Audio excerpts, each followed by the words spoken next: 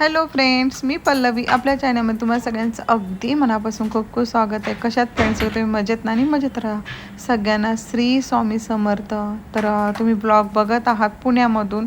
तर बरेच जण म्हणतात तुम्ही कुठे राहता, काय, असं सगळं भरपूर असं काही क्वेश्चन्स असतात ना, त्यावरती ब्लॉग बनवायचंच आहे. तर चालू आहे बघा माझं दुपारचं जेवण वगैरे बनवणं चालू आहे. निमिषा येईल 12:30 वाजता स्कूलमधून. तर मला जेवण वगैरे बनवून ठेवा, कारण जाताना तो ड्राय स्नॅक्स वगैरे घेऊन जातो ना टिफिनला, ह्यासाठी. त्यानंतर राहिलेली कणिक शक्यतो तर बघा मी काचेच्या बाऊलमध्येच ठेवते. पहिलं मी ठेवत होते म्हणजे आपल्या बाऊलमध्ये वगैरे स्टीलच्या, पण आता थोडंसं काचेचं जास्त वापरायचा माझा प्रयत्न चालू आहे. त्यानंतर बघा फ्रीजमध्ये ठेवून घेते. तर काचेचं का? कारण की स्टीलच्यामध्ये वरून झाकण ठेवलं ना, तर साईडची जी काही थोडीफार कणिक असते ना, ती खराब होते.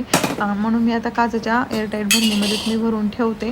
तर बघा डोस्याचं अचूक प्रमाण मी तुमच्या इथे शेअर करणार आहे. तर डोसा मी कशा पद्धतीने बनवते आणि प्रोसेस कशा पद्धतीने करते की जेणेकरून त्याचं पीठ खूप छान प्रकारे फ्लफी बनेल आणि आपला डोसा खूप छान आणि यम्मी असं टेस्टी बनेल, ह्यासाठी मी प्रयत्न करते आणि तुमच्यावर पण शेअर करते. तर एका बाउलमध्ये 4 वाटी मी तांदूळ घेतलेला आहे आणि ज्या वाटीने आपण तांदूळ घेतला आणि त्या वाटीने 1 वाटी मी उडदाची डाळ घेतलेली आहे. मेथ्या घातलेल्या आहेत 1 मोठा चमचा. त्यानंतर मूठभर पोहे आपल्याला भिजायला घ्यायचे आहेत. ते पण ना हे जे काय आपण भिजवतो ना त्याच्यावर बरोबरच आपल्याला हे पोहे पण भिजवून घ्यायचं आहे. म्हणजे खूप छान प्रकारे आपल्या डोस्याला फॉर्मेशन होतं आणि टेस्टी पण होतो डोसा बघा. तर एक साऊथ इंडियन माझी फ्रेंड आहे ना, तिने मला हे शेअर केलेलं होतं, तेच तुम्हाला मी शेअर करत आहे.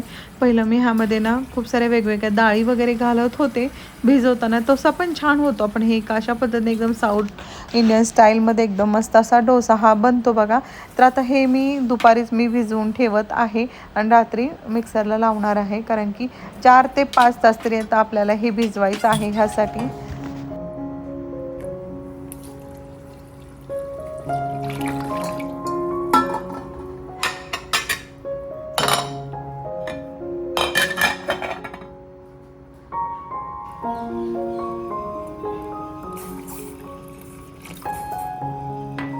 त्यानंतर बघा इथे संध्याकाळची वेळ झालेली आहे आणि त्यानंतर इथे चहा माझा पिऊन झालेला आहे. आता काय माहीत, उन्हाळा सुरू झाला आणि वेळेसारखं चहा प्यायची सवय लावून घेत आहे. आणि मुलांना कसं इव्हनिंग स्नॅक्स काहीतरी काय खायचं मन करत असतं बघा. आणि काय होतं की आपण रोज काय बनवावं हा प्रश्न पडतो. तर मी डीमार्टमधून पॉपकॉर्नचे मग आहे ना ते आणलेले होते. तर चला म्हणलं मुलांना पॉपकॉर्न वगैरे बनवूया. आणि त्यामध्ये पण मुलांचं म्हणणं आहे की मम्मा तू तसे पॉपकॉर्नचे जे कॉर्न आहेत ना ते आणू नकोस. ते ॲक्टो म्हणून आहे बघा, रेडी टू ईट करता येतं ना, ते तशा पद्धतीने आण म्हणे. पण मला त्यामध्ये केमिकल घातलेलं असतं, फ्रोझन वगैरे भरपूर काय काय काय असतं, त्यामुळे मी थोडं अवॉइड करते. पण तेच आणायचं म्हणे, असं असतं पोरांचं.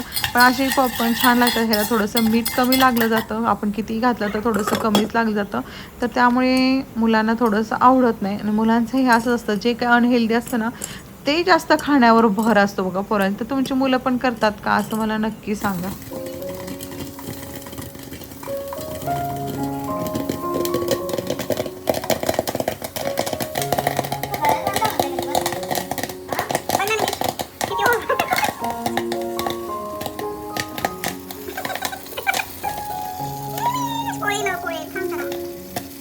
पॉपकॉर्न घे.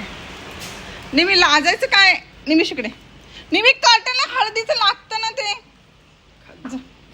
तिकट पाहिजे मला एकदा खाऊ. तिखट असतं काय? चांगलं लागेल नाही. Try कर मला. घे पटकन. मग खाऊ दे ना. हा तू तो करून खा, मला नाही येत ते तिखट. हा तिखट बसेल का सांग बरं. हा बापरे, इथं कसं हान झालंय, ओव्हरफ्लो झालाय. आणि मल्टीप्लेक्स मध्ये एवढेच पॉपकॉर्न कितीला मिळतात सांग बरं. हा 10 रुपये 10. तुझ्या पप्पाने ठेवलं आहे 10. रेकॉर्ड करतो. हां रेकॉर्ड करतो. केलंच रेकॉर्ड.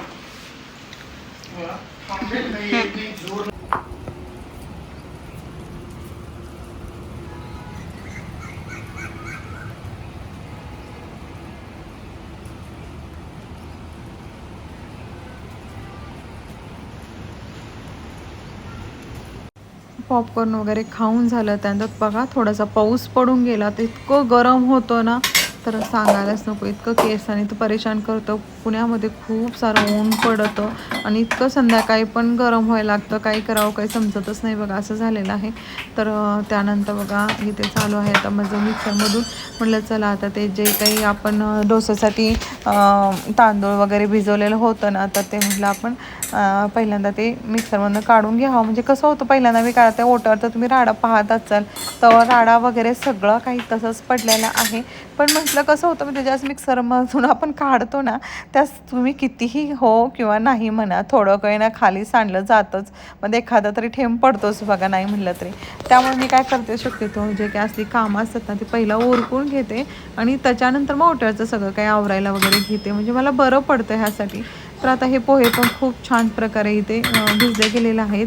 तर काय करते, पोहे आणि जे काही डाळ आणि तांदूळ भिजू घातले ते थोडं घेऊन दोन्ही मी मिक्सरमधून ग्राइंड करून घेते. बरं पडतं ना, कारण नुसतं पोहे करायला गेलं ना तर असं त्याचा गोळा बनतो. त्यामुळे तांदळाच्या ह्याने थोडंसं त्याला मिक्स व्हायला व्यवस्थित तसं चान्स मिळतो. त्यामुळे तुम्ही शक्यतो असं मिक्स करून करा.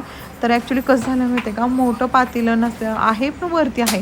पण मी म्हटलं ह्यावेळेस पातेल्यामध्ये न ठेवता मी जसं तुम्हाला करते ना तेच तुमच्यावर शेअर करावं म्हटलं, कारण पातेल्यामध्ये ठेवलं ना ते खूप सारं नाही म्हटलं तर ना, माझ्याकडे खूप मोठं असं जर्मनचं पातेलं, तर म्हटलं चला अशा पद्धतीने एक डब्यामध्ये ठेवून घ्यावं. आणि हे आईचे डबे बघा, इतके आईचे डबे माझ्याकडे राहिले, आईनं काही ना काही बनवून दिलेलं असतं आणि तिचे डबे राहिलेले आहेत माझ्याकडे खूप सारे.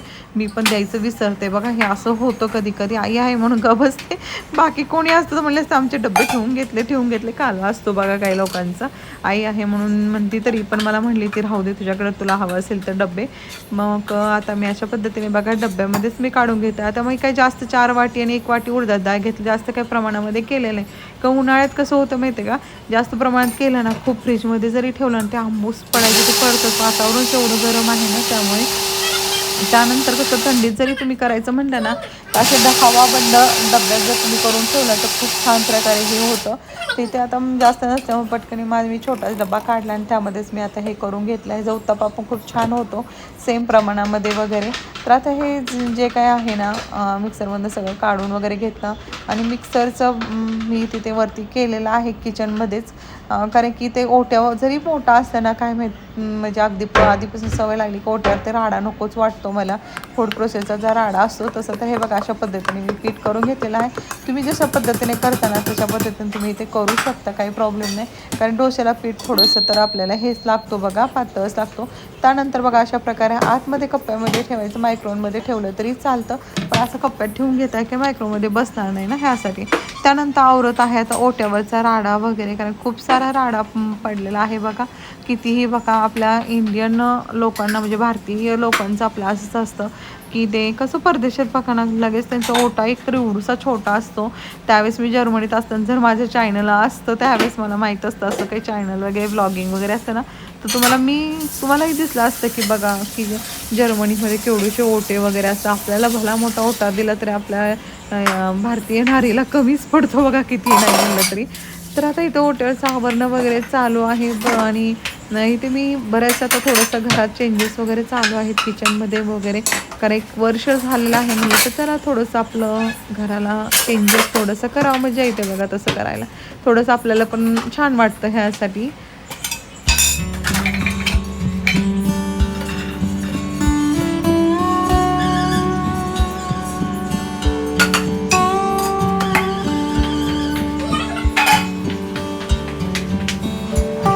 आता इथे राहिलेले जे पॉपकॉर्न वगैरे होते ना, निमिषचा उद्याचा टिफिन मी भरून ठेवला. मी तुम्हाला बोललेच ना, निमिषला मी ड्राय स्नॅक्स वगैरे टिफिनला आता सध्या देते.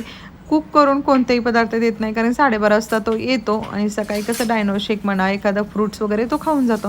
त्याला मी म्हणते काहीतरी देते, पण तो म्हणतो नाही मम्मा, ड्राय स्नॅक्सच काहीतरी देतं. म्हणलं चला पॉपकॉर्न होते, तर त्याला मी पॉपकॉर्न वगैरे हे केलं, टिफिन भरूनच ठेवला डायरेक्ट. त्यानंतर लावत आहे ते डिशवॉशर. तर डिशवॉशरचं एक संपूर्ण व्हिडिओ, पूर्ण माहिती सकट मी एक व्हिडिओ तुमच्यावर शेअर केलेला आहे. तर कोणी बघितलं नसेल तर नक्की बघा आणि आपला व्हिडिओ जास्त जास्त शेअर करा.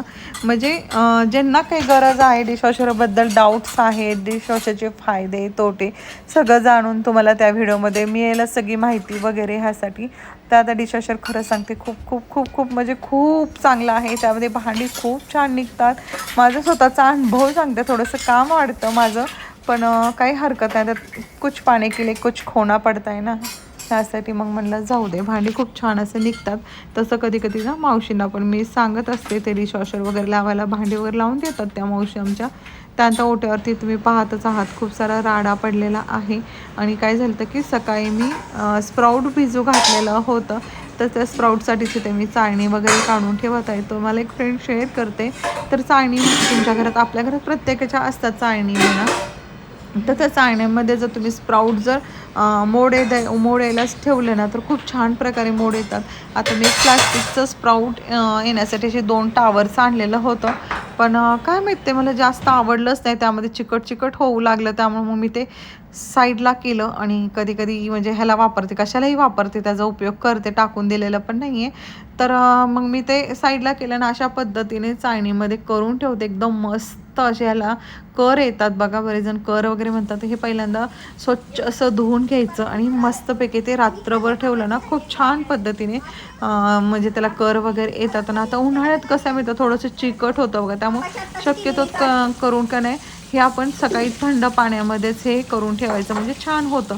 तुम्ही जर गरम पाण्यात केलं ना, एकदम चिकट होतं बघा. मग ते रात्रभर ठेवतो आपण, बाहेर दिवसभर बाहेर असतं ना, त्यामुळे तर नंतर चिकट झालं की मग खाल्लं जात नाही, वास अख्ख्या घरामध्ये येतो बघा. त्यामुळे शक्यतो थंड पाण्यातच घालायचं हे. तर एकदम मस्त असं झालेलं आहे बघा आपलं हे सगळं.